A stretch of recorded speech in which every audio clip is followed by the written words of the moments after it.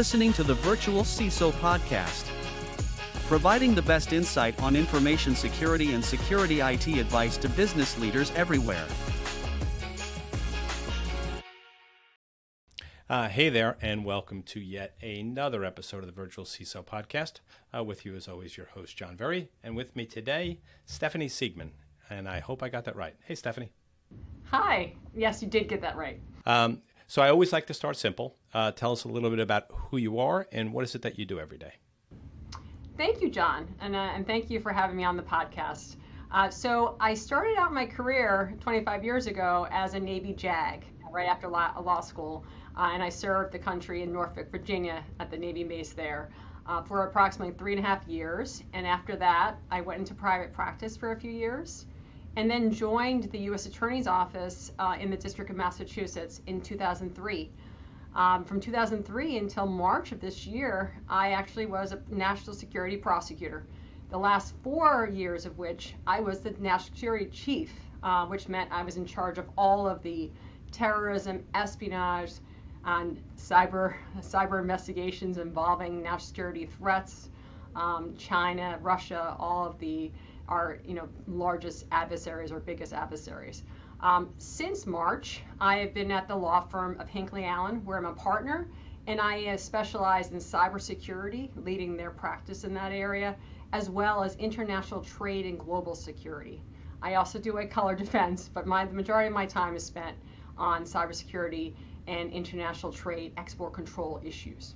And I would imagine you sleep a little bit better now than you did for a number of those years, because I'm always amazed at people that work in the government and they know things that the rest of us don't know and don't want to know and allow us to sleep at night. So thank you for your service and allowing me to sleep well while you didn't. I always ask, what's your drink of choice?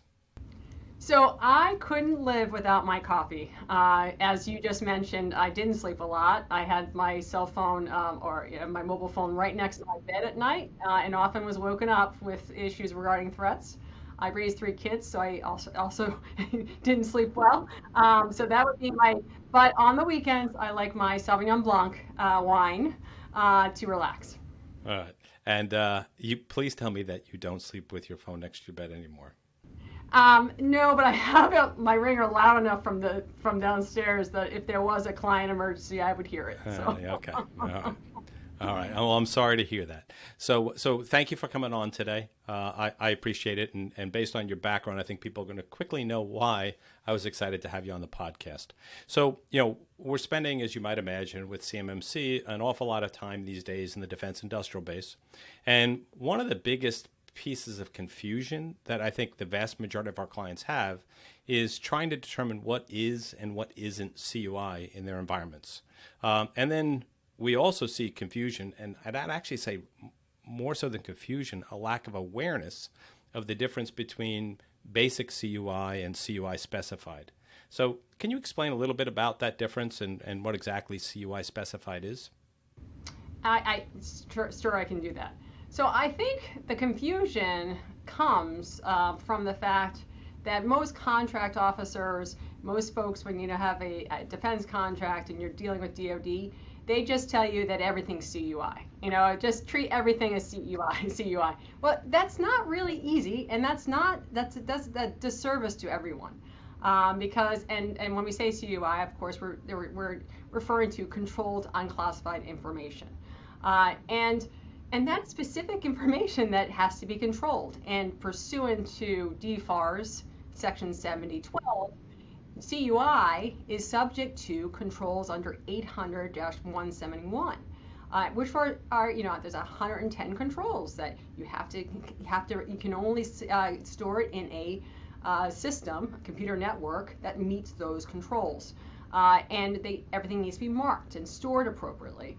And so it really, and I often think about it in the same respect of, when I worked as a prosecutor, the FBI would overclassify things. No, this is classified, that's classified. Well, no, it's not all classified, and nor is all the information CUI, and there is information that's just pure research, and that is not CUI. So with regards to your question about basic versus specified, what that means is specified is subject to higher level controls as a result of laws. So you have the general information that the government deems, or the contract officer or the prime contractor on the contract says, this is all CUI. But when you drill down, and if you can, and get a contracting officer to drill down with you as to what specific information is controlled, certainly if you're working on a military contract and it relates to specifications, technical specifications, and is going into a submarine, for instance, or a military vehicle, then it's likely going to fall under the ITAR, the International Traffic in Arms Regulations. That would be specified, and that would be specified versus basic because a law, statute, actually requires that information to be controlled. So then it would be CUI, and the specification would be SP, and then EXPT, which stands for export controlled. And why that's important is that if information is subject to export controls, that is the penalties for mishandling are far worse than if you just violate contractual provisions in a contract. So for instance, with regards to ITAR data, the International Traffic in Arms Regulations, that's information that's controlled on the U.S. munitions list. If you were to disclose that information or show that information, or somehow to a foreign person, or they were able to access that information on your network, that would constitute an export violation. That would constitute an export, and if you didn't have a license, that would constitute an export violation, which is a 20-year felony. Gotcha. So that is, when I'm talking about basic versus specified. So specified, one of the specified categories for CUI is export control information. Okay, so question for you. So we now know that ITAR is CUI specified. And now the question is, you mentioned this EXPT. By definition, I know there's other export control stuff, right? There's EAR. I don't know if you would consider something like NOFORM or REL2 as having something to do with export or not, right? But I know that those are additional CUI specified categories. So I guess the question is when I see EXPT, does that mean ITAR by definition, or or not? And what is the difference between ITAR and EAR, right? Which is another one that's associated with export, correct? Yes, exactly. So okay. With regards to NOFORM, meaning no foreign person, the information can be disseminated to. So when you use the category CUI combined with EXPT, most of the literature and the guidance is that cannot be disclosed to a foreign person. Okay. So the fact that it's EXPT. So they stack, right? So it's, and ITAR can't be disclosed. So technically ITAR has also is subject to NOFORM. Yes. Okay. And that's not used in conjunction with export control. So if ITAR controlled, it means that it cannot be disseminated to a foreign person, a foreign government, and foreign person or non-U.S. person would be a person who's not a naturalized U.S. citizen. They're no LPR. They're not a lawful permanent resident. They're not in the United States pursuant to any special category. So sometimes there's, it can be very technical, but certainly any person that is not a U.S. person, it cannot be shared with. And what I've seen sometimes is just, this information can only be shared with the government, the U.S. government, and other DoD contractors. Sometimes you'll see that type of control statement. And so the difference, so when we say export control, then this is why I think you really need to drill down with when you're speaking or you're talking to your prime contractor, if you're a sub working on a contract for a prime, one of the larger kinds like Lockheed or Raytheon or any of those large companies, or if you or yourself are contracting with the U.S. DoD, to understand, well, I understand this is export controlled, but where is it controlled? Is it controlled under the U.S. munitions list, and then it would be ITAR, controlled, or is it controlled under the Commerce Control List? And that would be the export administration regulations would apply. And it's which list they're on defines whether it's ITAR or EAR? Yeah, exactly. Excellent. Thank you. I didn't know that. So you have the U.S. munitions list, and if it's on the U.S. munitions list, it means it is a military application. It's specially designed for a military application. With regards to and there was export control reforms that occurred, and some items were moved over from the U.S. munitions list to the Commerce Control List, and some of those items still have military controls, but they're not the most significant. They're not like, so there was a concern that we were controlling too much information and too many things on the U.S. munitions list, so things were transferred over to the Commerce Control List. That doesn't mean there's still not significant controls, because that includes nuclear, for instance, items. And there is a category on the Commerce Control List, Series 600, that has very significant export controls similar to that on the U.S. munitions list. But the person, basically the agency who decides whether to grant licenses is different. The Department of State grants licenses for items on the U.S. munitions list, and Department of Commerce grants licenses for the items on the Commerce Control List. And the way you determine whether an item requires a license is different on the two lists. But with regards to U.S. munitions list, which I think majority of your stuff if it's a DoD contract, will deal with that, everyone should understand that if it's on the U.S. munitions list, it cannot lawfully be exported to a non-U.S. person without first obtaining an export license from the Department of State. So you have to do that prior to exporting. An export, though, is not just a physical transmission from someone inside the United States to outside the United States, but also export can occur within the United States. And that can happen as easily if you have a foreign person who's walking through your plant or your warehouse or your office, and they see a document that has technical specifications, defense technical data that's controlled on the U.S. munitions list. Once they see that, and they see that the export, the defense technical data, an export has occurred that's unlawful, and it could mean your company is faced with a criminal prosecution.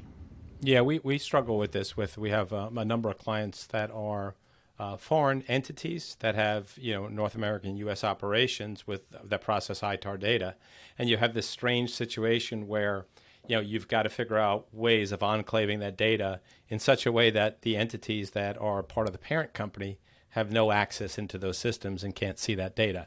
And in the event that they did get to that data, that would be a breach in the same way that you just said, as a person walking through the entity, correct? Exactly. Yes. So what happens? So let's say I'm listening to this and I have someone who's got ITAR data, and let's say it happens. What should I do? What are the potential penalties, if you will, to that occurring? Okay, so if it happens and you've identified it, your company has a good compliance program. Everyone should have a compliance program, and if they don't, they should work to create one as soon as possible, because that is one of the factors that will be considered in determining the punishment. You voluntarily self-disclose. But first, you contact a lawyer, an in-house lawyer if you have one, or you would know a lawyer that we could call, would you? Anybody who knows anything about this subject matter. You could maybe after the podcast you can get me a list and I can recommend somebody to somebody. Oh, sure, yes. But voluntary self-disclosures are should definitely be considered if you identify a violation that has occurred, because that's going to drastically reduce any potential penalty. And Department of Justice has a voluntary self-disclosure program, and if companies come in and I can talk about that at length, but there was Department of Justice has been promoting the fact that they are going to give companies a huge benefit if they come in and just self-disclose any violations. Similarly, Department of State has actually encourages companies to also voluntarily self-disclose because they can impose administrative fines for violations of the ITAR. And then Department of Commerce also has fines and if it involves a company, the export violation involved a company or an individual that's on one of the OFAC lists, especially designated nationals or block persons lists. OFAC, the Office of Foreign Assets Control under the Department of Treasury, would also potentially get involved. So there is a significant issues. Exports are a really important area that's often get overlooked, I think, by companies. I think there is a lot of companies now that are focused on it. They've gotten a lot of more attention over the last year as a result of the sanctions that were imposed against Russia and the export controls for items sent to Russia as a result of their unprovoked invasion of Ukraine. And now with China, there's been a number of additional restrictions that have been imposed just over the last month.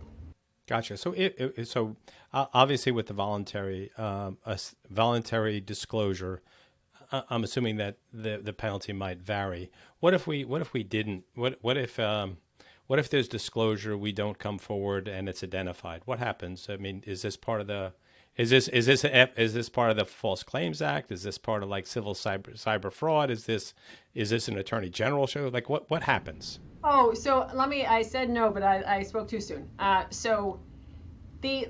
take it in pieces. First, there's a disclosure to a foreign person, and no license was required, and then individuals decide, and either they don't realize it, and maybe the senior management doesn't know, or the senior management knows and they cover it up. So the illegal export, the disclosure to a foreign person of data or an item that is controlled under the ITAR is a violation of the Arms Export Control Act, which is a 20-year felony. And I prosecuted those numerous times, and I did hundreds of investigations involving export controls. That is, a significant violation, a serious violation of criminal law. The federal sentencing guidelines treat them very seriously. They start out at a much higher base offense level than virtually many crimes, other than terrorism, I think. So that they're taking that seriously. If you would engage in any type of obstructive activity or concealment, you're talking potential obstruction charges. That's also a 20-year felony. And if you lie about the fact that you're perjury, we'll get another 20 years, and basically you spent the rest of your life in jail. No, but then you had the False Claims Act piece that you asked me before. So if you certify that you've been compliant with all the conditions, all the things in your contract, and you've met all the material requirements of the contract, when in fact you haven't. Right. That data's been sitting on an open public drive, and I know I've got foreign people in my company. So you could really, this is really bad stuff. Yes, and there's certainly, and after Aerojet Rocketdyne, that was one of the cases that came down over the last year with regards to the False Claims Act. Their system was not secure at all, and it ended up they had several breaches, and one of which they believe involved our data about missiles being shared or obtained by our adversaries. So those issues are really front and center now, on top of mind for DOJ. And when they announced their civil cyber fraud initiative in October of 2021, over a year ago now, that was what they were.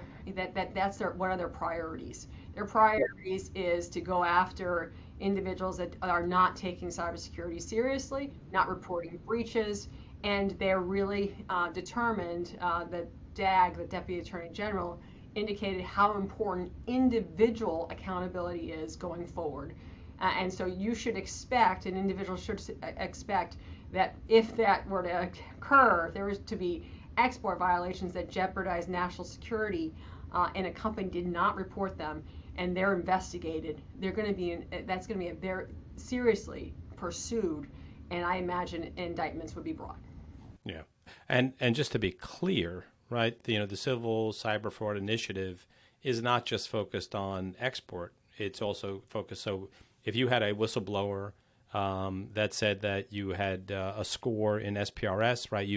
You have asserted that you're 800-171 compliant since December 2016, or you have a score in SPRS that's knowingly not accurate, right? That under that same Civil Cyber Fraud Initiative and under that same False Claims Act, they could pursue that as well, correct?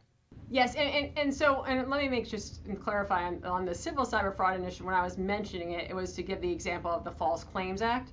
The focus of the Civil Cyber Fraud Initiative is cyber fraud, and that is, failures of your non-compliance with cybersecurity provisions of government contracts. So if you're either a government contractor or a recipient of grants, federal grants that also require cybersecurity provisions, those are the people that we focus on under the Civil Cyber Fraud Initiative. We had numerous investigations that I worked on over the years that purely involved export violations. Export violations have been a focus of DOJ for a very long time. Gotcha. Perhaps a silly question, but I'm just curious. I know ITAR now is CUI specified, so I know how to say that correctly. Is EAR technically CUI specified? Well, yes. I mean, okay, so good. because they don't distinguish in the directory, the CUI directory. The DoD has basically a directory listing all the different acronyms and what they mean. It just says EXPT. It says so export controls. So and that's where I think there's a problem for contractors, because there's different requirements for the two, for ITAR versus EAR. When I said ITAR, anything that leaves the United States or is transferred essentially to a foreign person would require an export license. But that's not the case for EAR. EAR, whether a license is required under the EAR, requires a more detailed analysis as to who the end user is, the country, the nationality of the end user, and the end use. So you have three different factors.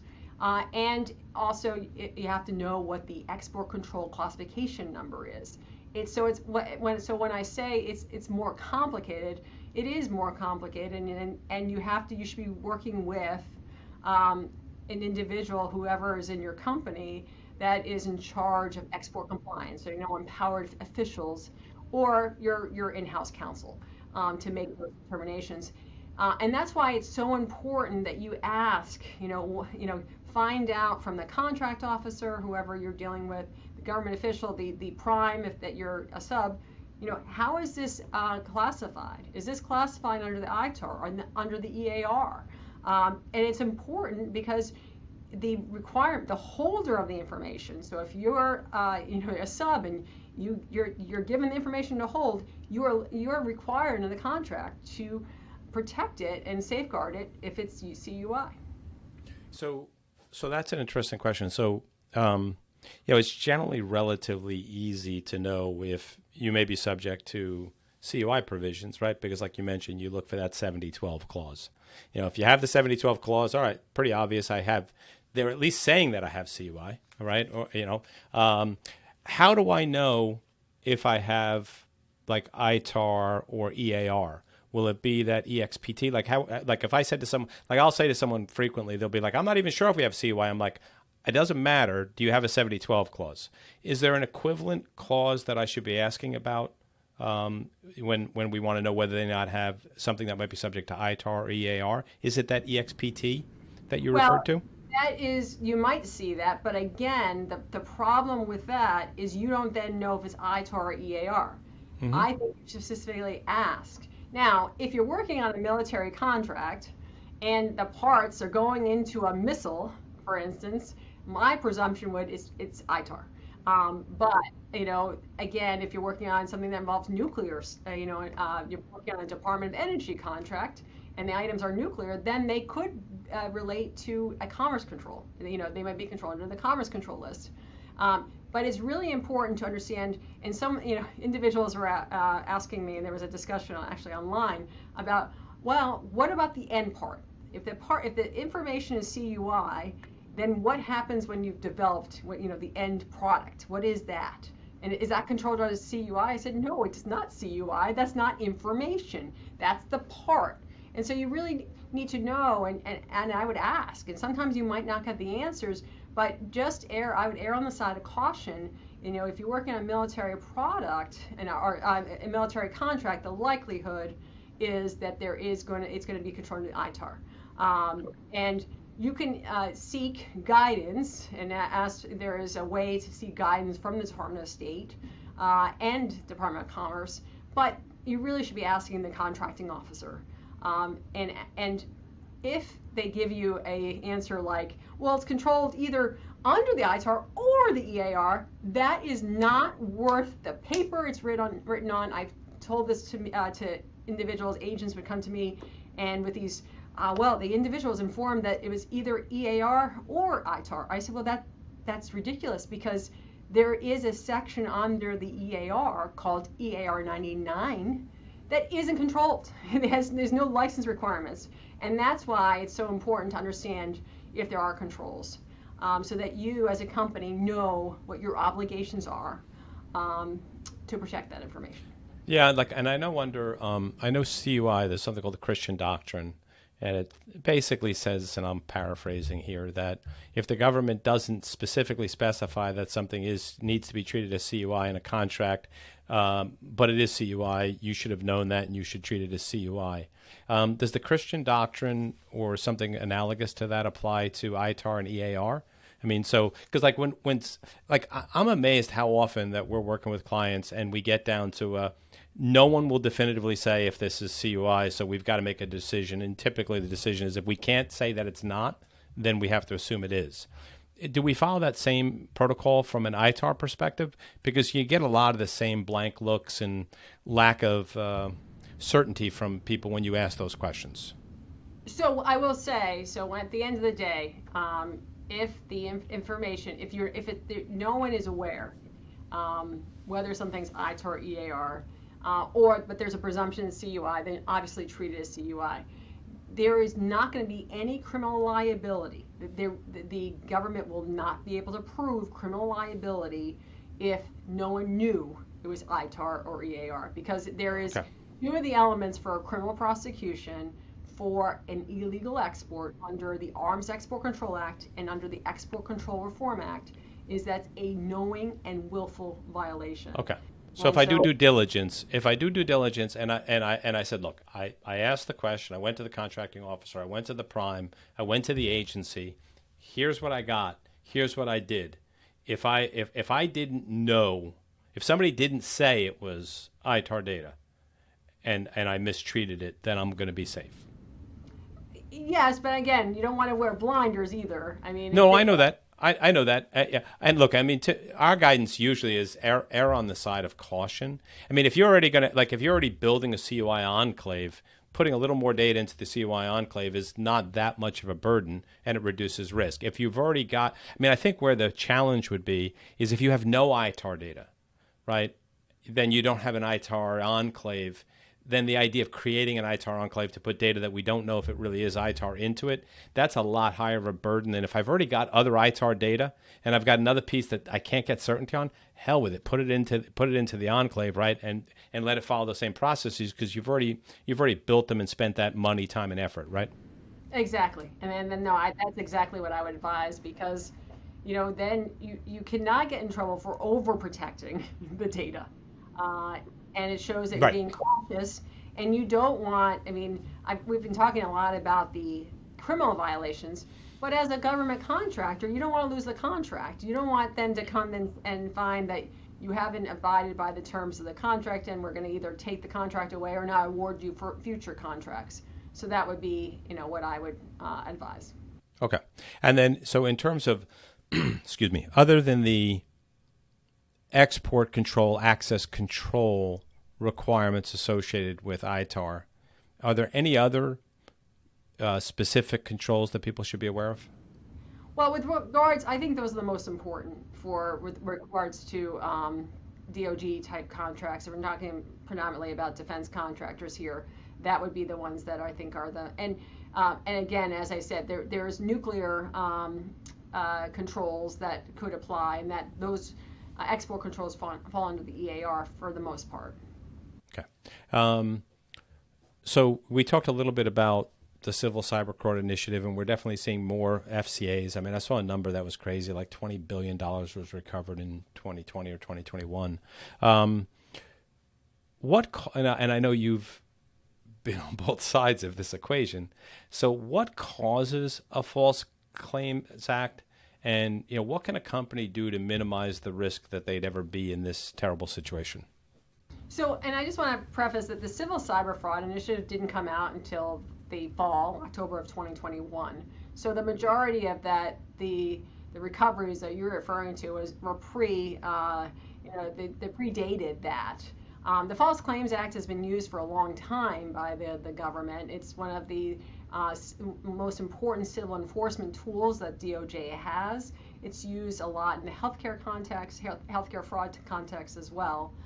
And so what it is very broad. It's basically submitting a false claim to the government. You're submitting under a government contract. You're submitting a claim to be paid under this contract. And when you do that, you're certifying compliance with the contractual provisions in that contract. And if there's anything false about that, you're falsely certifying that you did the work. People overbill the government. That would be a False Claims Act violation. And some of the things that you said earlier, you mentioned, you submit a score that's not true for your compliance. SPRS number is wrong. It's not accurate. You don't have documentation to back up that score. And then when you certify, you submit claims that are false. So those are generally what you're looking at. I would expect, and this is where I think that the Civil Cyber Fraud Initiative is really designed to force companies to report data breaches. That was one of the priorities that was announced. That they were really after and DOJ has repeated that type of mantra, that we're tired of companies, hiding the fact that there's been a data breach. They want them to report it. And you've seen that also with the recent conviction of the Uber former chief of the chief security officer at Uber, Joe Sullivan, and the press announcement of that verdict. DOJ said the similar things. And so the focus going forward is really going to be on companies. Did you hide the breach? Did you not report it? Did you engage in any concealment type activity? And so when you're asking how to protect yourself and prevent yourself from your company from being a target, training and more training, because the False Claims Act is unusual and unique in one respect. It incentivizes whistleblowers. It incentivizes whistleblowers to come forward with a financial incentive. And that is that if a whistleblower comes forward, and your employees could be whistleblowers, and that's why training is so important, and if they make complaints, investigate them, is that if they come forward and the federal government obtains a recovery as a result of the information they provided, they stand to get 1/3 of the recovery. So it's which could be a huge financial incentive, right? Yeah, because you can recover something crazy like all of the money you've ever invoiced, and plus it's like, isn't there like something crazy like $11,000 per invoice or something that you submitted? There's a civil penalty, there's treble damages, attorney fees, and so the recovery can be there's been cases where people get millions of dollars. In the case of in the Aerojet case, the individual got $2.6 million, the whistleblower. Marcus. So that's a lottery. That's like winning the lottery. It can be. Yeah, it can be a very large amount of money. Yeah, and what you pointed out about the reporting incidents, that's a really interesting thing, because that's another misconception that many people have, is they don't realize that they don't need to be 80171 compliant, or they don't need to be CMMC compliant. They need to be DFARS compliant, and that requirement for incident reporting, right, is actually in DFARS 7012. I forget which clause it is, somewhere between, it's with C&M, I believe, right? So I mean, that's another case where if someone doesn't really understand what their obligations are, that's where they're going to put themselves in harm's way there. And it's a 72-hour requirement. So they don't have a long time to report a cyber incident, cybersecurity incident. They have 72 hours, and that, for many companies, unless you have a cyber incident response plan, it's very difficult. In 72 hours, you often don't even know and understand everything that's happened to your company. No, I was just going to say, I mean, I'm curious, right? Because there is a stretch of time in any incident where we don't know if we know we have an incident, but we don't know if we have a breach, right? And there's a discovery period, an investigation period. When does that and it's a fuzzy line when you go from, I think we might have a problem here, to we definitively have a problem. When does that clock start? Like, I mean, at the definitive, or when we think? Well, and I would, at the discovery phase, you have to understand, the government's going to be worried about their information. And so I would err on the 72 hours starts when you discover that there has potentially been a breach, wow, that there's access into your network. And what you can do in that instance is, we've detected a cybersecurity incident. Cybersecurity incident is very broad. It doesn't necessarily mean a breach, by the way. A cybersecurity incident is the language that's used. And therefore, and then you can provide the additional information as the investigation ensues. So we've investigated, and they're going to want logs. They're likely going to want, the government's going to want logs. They're going to want to know if their information was compromised. And depending on, the sensitivity of the information, one can understand why they want to know this. Because if they want to know who was it, who accessed it. And the government, will have access to more information than the company will, right? The classified piece of this is that might be your largest understatement of this entire episode. They might have more information than a 100-person manufacturing firm. Yeah, there's a lot of 3-letter agencies that do some crazy stuff out there, Steph. I don't know if you've heard of them.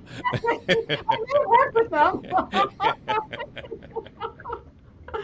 But, I'm very careful when I talk about potential classified information. I understand. I don't want to be prosecuted, thanks. Yeah. That's really interesting. And, let me ask you a question that's also interesting. So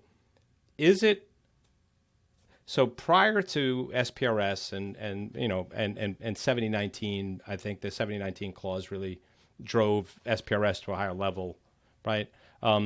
People were asserting to their primes, right, that they were 80171 compliant. So if I've asserted to my prime that I'm 80171 compliant, and I've signed off on 80171 compliance or submitted a letter of assertion or attestation, whatever they called it, and I have some type of an issue, would I be subject to a False Claims Act? Because I didn't assert to the government. Well, I guess I'm invoicing the prime. Yeah. Yes, you're invoicing. Is that the same thing? I don't think that the government will be. I don't think that will be the focus of the cyber fraud initiative, at least at this juncture. Because I think there is ambiguity there. There is language in the Civil Cyber Fraud Initiative that they could go after companies that made assurances of cybersecurity compliance when in fact they weren't cybersecurity compliant.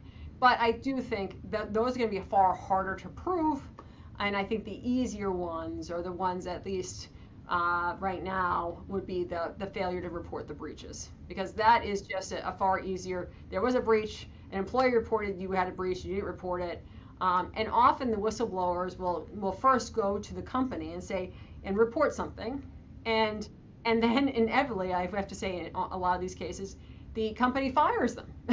So they retaliate against the whistleblower, which, by the way, then becomes a wrongful termination lawsuit in addition to the False Claims Act.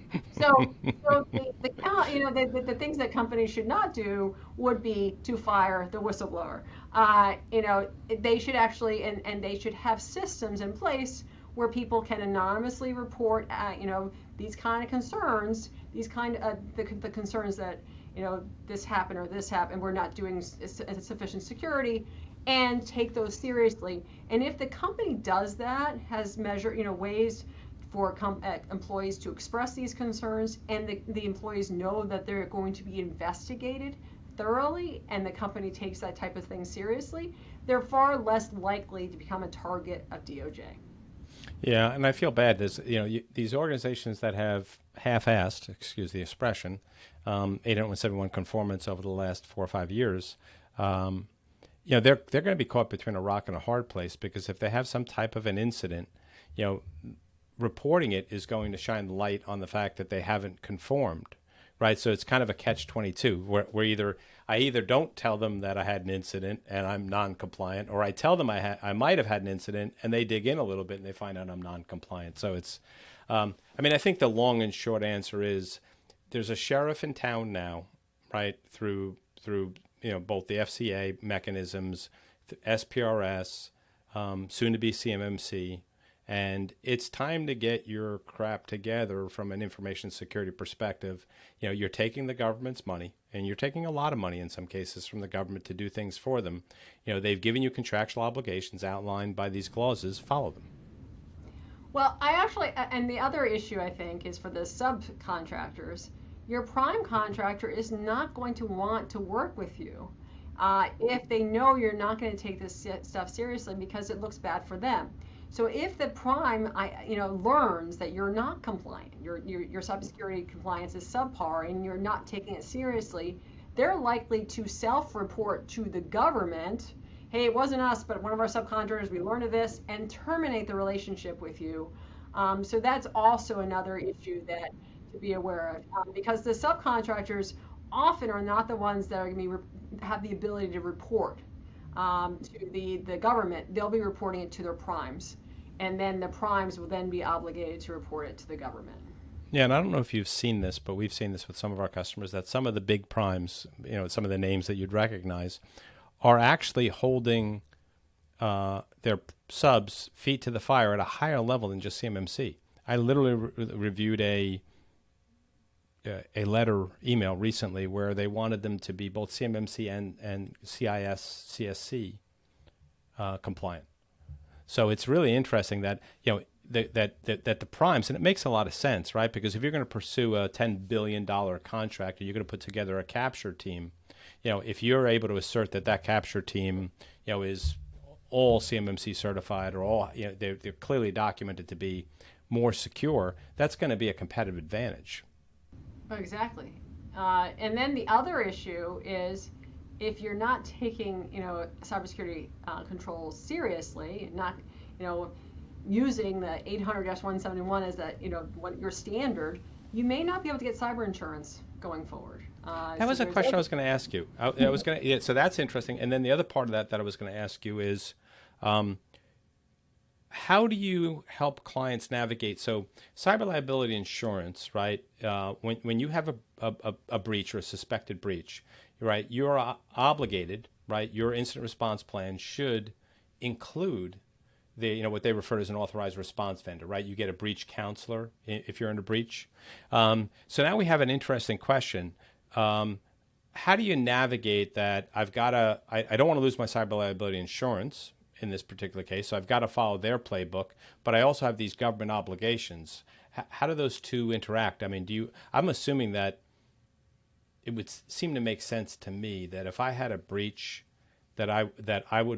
I counsel people that I would like to, I'd like external counsel involved, because I know that the breach advisor that is being paid by the cyber insurance company, they're serving that master. Who's serving me, right? So do you get involved? I'm assuming you get involved in cases like that. Yeah, I do. Yeah. I get involved in those cases. I actually am. Yes, I've had several cases of that nature. What I will say is that often, even there may be a panel of people that your insurance company says these are the people that are pre-approved, but you can get your counsel. If you've picked an attorney, you can ask that your counsel be your counsel. And I've had that happen where, and sometimes you may have to, the insurance usually caps how much money they'll pay per hour for an attorney. And if you want a specific attorney, you may have to pay the difference between their rate and the insurer, what the insurer is going to pay. Yeah, but if you're in the DIB, you should have someone who's got DIB level knowledge, someone like yourself. Yeah, exactly. That, So yes, on call, right? Yeah, that might not necessarily be the person on the panel that the insurance company. Yeah, I mean, they're going to be just a general, and I hate to say this, but the people that win those contracts are the lowest bidders. It's like the old famous, was it John Glenn? I think it was that was when they asked him as the rocket was shaking and taking off, what thought was going through your mind, and he says that the rocket was built by the lowest price bidder. Right. So I would say is that what happens typically is then the insurance company will pay up to whatever their maximum is. Sometimes it's like $300 or $400. That's not going to pay for most lawyers in private practice. And then then if you are a big company in the DIB, you're going to pay the extra money and get someone that is that's going to fight for you to ensure that there often is coverage disputes with the insurance company. Is this covered? And there's been over time cyber insurance policies have changed a lot. And there's the war exclusions that they've used recently, the terrorism exclusions, and so there's been disputes about whether certain things are covered, and I expect that will continue. Right, and especially in the DIB, right, because they could argue it's a nation-state adversary, right? Oh, yeah. And they'll try to they'll try to exclude off of that. So long story short, if you're in the DIB, right, you don't want to use probably your cyber liability insurances, whoever they've said, here's your breach counselor. Well, and it all depends on who the breach. And you can actually work with brokers to get policies where you can write in your attorney that you can use. So there is, and I so don't want to, and say generally, but what I will also say is that you're not the nation-state actor issue. And with regards to Ukraine and Russia's war with Ukraine, there has been far greater use of exclusions, like on the NotPetya. That malware attack that Russia orchestrated against numerous, it hit numerous companies, including Merck, which was not in the DIB, and Mondelez, which just brought a lawsuit and they had a trial and it was settled. They actually do Oreo cookies. They manufacture Oreo cookies. They're a snack manufacturer. So it's not just the individuals in the DIB that have to worry about those types of war terrorism exclusions, because if a malware attack is orchestrated by Russia or China, it could actually hit a lot more than just members of the defense industry. And you just broke my heart. You're telling me that Nabisco is no longer manufacturing Oreo cookies? Sorry, well, Mondelez still. We've sold an American institution to some. That sounded like a foreign company to me, Stephanie. Couldn't that have been covered by the EATAR, edible? I mean, come on, let's come up with something. We InBev. I mean, Anheuser-Busch is no longer an American company, right? I mean, they got sold to InBev. I mean, do we need an alcoholic one? Anyway, I'm not going to get there. We've rambled on a long time here, but it's been really good. So, is there anything that you think we missed? I don't think so. Although you can bring me back anytime. I'm happy. The EATAR. I mean, I'll tell you what. I'm going to have you back on for an EATAR conversation about edible and alcoholic beverage, regulation, export regulation, so that way we can, you and I can game plan something. So I always ask, give me a fictional character or real world person you think would make an amazing or horrible CISO, and why. All right. So I'm going to go with Homer Simpson because, and I think he would make a horrible CISO because he's so disorganized, lackadaisical, doesn't really care. He is not, he wouldn't follow the rules at all. He probably would be drinking on the job. So that's who I would go with as the worst CISO, although my husband loved that show for a long time. And that show has been, and the crazy thing is that show is still on. And I think it's now the longest running TV show or the longest running comedy of all. It's like 25 years old. I mean, the other one that I saw recently, I couldn't believe how long it's been on, was Survivor. Oh, Survivor's still on. I had no idea. Well, listen, this has been fun. I appreciate you coming on. Obviously, you are a subject matter expert in this area. If folks want to contact you, to chat about some of these issues, what's the best way to do that? So I'm on LinkedIn. I post a lot on cybersecurity issues. All my information is available on my firm website, Hinckley Allen, and my name is Stephanie, and my last name is spelled Siegmann. And if you go on my firm website, my email address is there, and you can email me. And my phone number at the office is also available. Excellent. Stephanie, this has been fun. Thank you. Thank you.